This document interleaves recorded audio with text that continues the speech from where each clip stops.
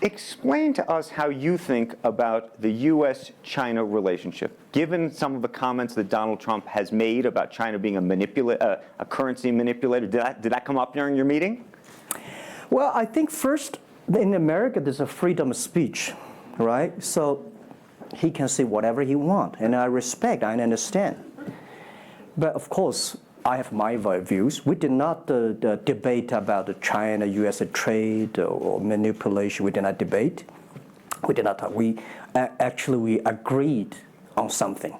Small business, developing the Midwest America, helping the farmers there, small business there, exporting to China. So we all agreed.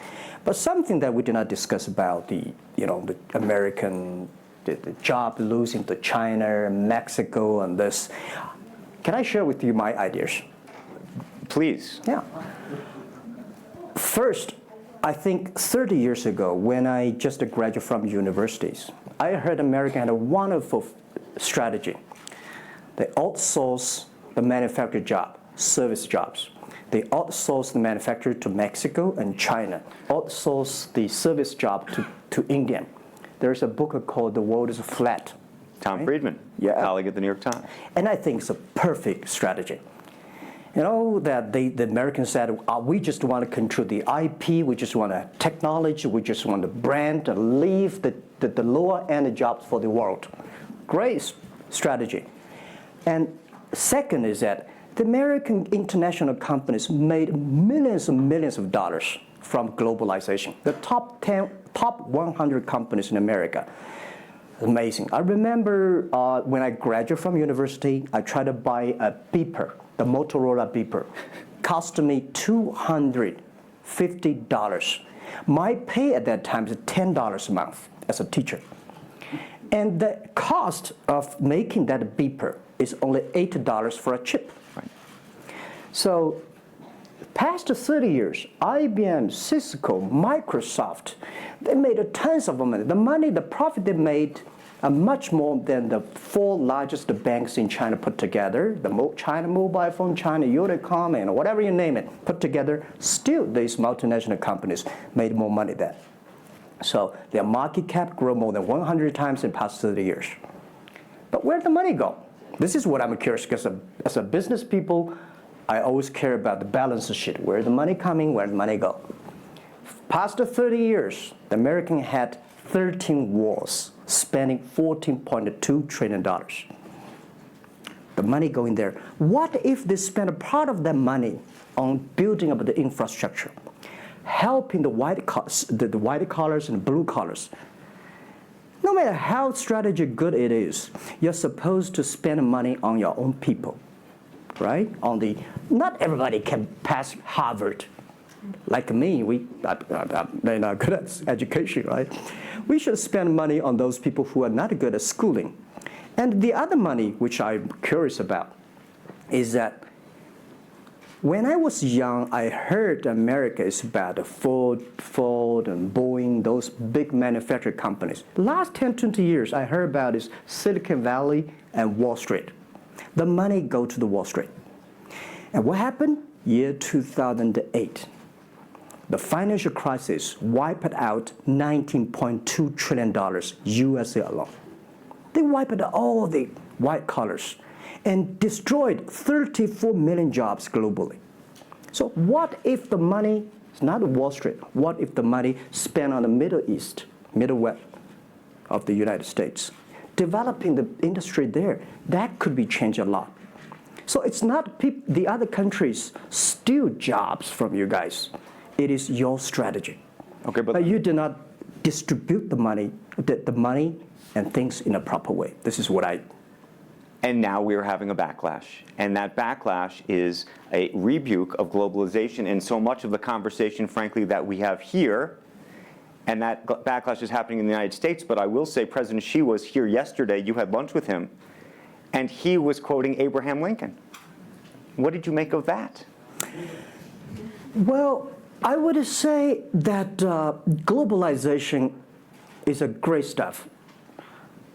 It's the USA, it's developed countries to teach us how to do globalization. I remember 2002 or 1 before China joined the WTO, everybody in China was worried. Me, I was worried. Because what if all the international products come to China, destroy our industry, and we have to lose a job?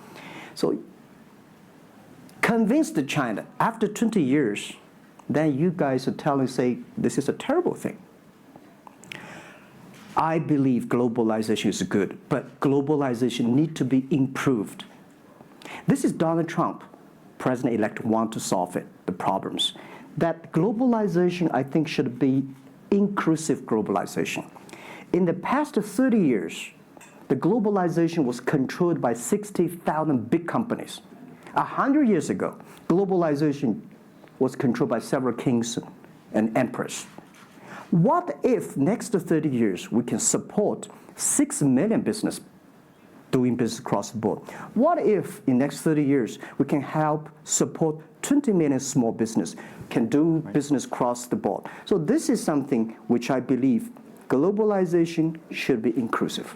And do you think that the words of President Xi will happen in reality, which is to say that China has largely acted on its own behalf for many, many years, and now is effectively saying that the U.S. needs to continue acting on everybody else's behalf? Yeah, I think, the world needs some, Mr. Xi yesterday said, it's a wonderful time, it's a bad time, or the worst time. The world needs a new leadership, but the new leadership is about working together. This is what I understand. We do not necessarily need one specific leader to teach us what to do, what not to do. But the world have to partner together. This is what I think. And I think as a Chinese, as a business people, I feel proud for what President Xi said yesterday. As a business person, I want the world to share the prosperity together, to join the force together. As a Chinese, I'm happy about what he committed. Yesterday he said, he speaks like us, takes the responsibility of the second largest economy. As the China's second largest economy, he has to take some responsibility. This is the first time I heard a Chinese leader make number commitment. He said, next 10 years, we are going to import $8 trillion US. This make me feel excited because China is transforming from exporting to importing. If there's a concrete number, if we can fulfill it, this is going to be huge change to the China and to the world. But don't you think that it's easier today for China to be interested in globalization because of the benefits that can accrue to China because you're continuing to develop than it is for countries that are, quote unquote, developed? Well, first, the WTO rule is not designed by China. It's not made by China. I would say there's something that I want to change. The WTO is designed, a lot of rules designed for big companies in the past 30 years, and only big companies can do it. And China definitely benefit a lot from opening. I think China should learn one thing, that we grow in the past 30 years, it's because we open to the world. If we continue to open to the world... Not fully. Okay. American business that wants to effectively go into business in China has a very difficult time, has to partner effectively with a company that's there already. This is why I said China has problems too. The world has problems. And China definitely has a lot of problems. China should open, should be more confidence. This is what I feel yesterday. I feel the confidence of Mr. Xi that he is ready to open more to the world. This is what I suggest, that we should solve the problem by business community, by negotiation. WTO, China joined WTO for 20 years or 70 years, I don't know the number. But the past years, that I think we as a business, we as a country, we as the world, we have to review something. Right. But not because unbalanced things, we stop it. You've been calling for something called EWTP. Yeah. What is that? This is what I would talk about, is that the WTO was great, but they mainly designed for developed countries, big companies. There's no opportunity for small business. We want to build up an EW, Electronic World Trade Platform, to support young people, small business, thanks through mobile phones, internet, they can sell and buy across the board. And the other thing is that WTO is a very interesting organization. When you put the Doha round, when you put 200 government officers in one room, ask them to agree on something, it's impossible.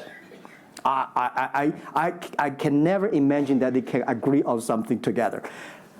Business should be designed by business people. So we believe EWTP should be something that the business people sit down together, agree on something, negotiate on something, and get endorsement from the government. I want to talk a little bit about Alibaba and the model itself, because I think for many in the West, if you will, they don't necessarily understand it. And to the extent that the extent that I could try to compare it to Amazon, which I know you think is an unfair comparison, one of the things that's so fascinating to me is that Amazon and Jeff Bezos have pursued what might be described as a very asset-heavy business model. They're buying airplanes. They want to own the entire supply chain from beginning to end. And Alibaba has effectively an asset-light business. It is very much, in terms of the retail piece of this, the opposite. You don't want to own the warehouses. You don't want to own the logistics companies. How do you think about that? Is Jeff Bezos right, or are you right? And is there going to be a meeting in the middle? I hope both are right. And because the world can never have one model. If the world has only one correct model, the world is too boring. Right? We need to have all kinds of models. And the people who do the model should believe in the model. And I believe what I do. Right? The difference between Amazon and us. Amazon is more like an empire. Everything they should control themselves, buy and sell. And our philosophy is that we want to be an ecosystem. Our philosophy is to empower others to sell, empower others to service, empower making sure the other people are more powerful than us. Making sure with our technology, our innovation, our partners, our 10 million small business sellers, they can compete with Microsoft, IBM. Our philosophy is that we think using internet technology, we can make every company become Amazon. Remember one thing. Today, for our sales, our GMV last year is more than $550 billion US dollars. To hire people deliver for us, we need 5 million people. So how can we hire 5 million people deliver things for us to deliver the things we sold? The only way we do is empower the service company, logistics companies, making sure they are efficient, making sure that they make the money, and making sure that they can hire more people. But without owning the whole chain, can you do it as effectively? The idea that you're watching Amazon being able to deliver things now within hours, literally. We made 125 cities deliver within 1 day last year. Imagine, 10 years ago, deliver one thing from Beijing to Hangzhou takes about 8 days. Now you can deliver things from Beijing to Inner Mongolia, some city, within 12 hours. It's improving. You can never expect these things happen within 24 hours. We have patience. So I think, can you imagine that within the 11/11 Singles Day, we sold $17 billion. And by delivering more than 600 million packages within 3 days. This is happening. And this is what we feel proud of. It's not how much money we make. It's not how powerful we are. We think because of the technology, we can make the technology very inclusive, that every small companies can use it. This is my dream. Because I started my first business in 1992 in China. As a small business, in order to borrow money, 5,000 US dollars from bank, took me 3 months to acquire, still failed. So difficult to be a small business. Today, with the technology, we can empower them. This is something I want to do. One of the critiques, as you know, and it continues to linger around Alibaba,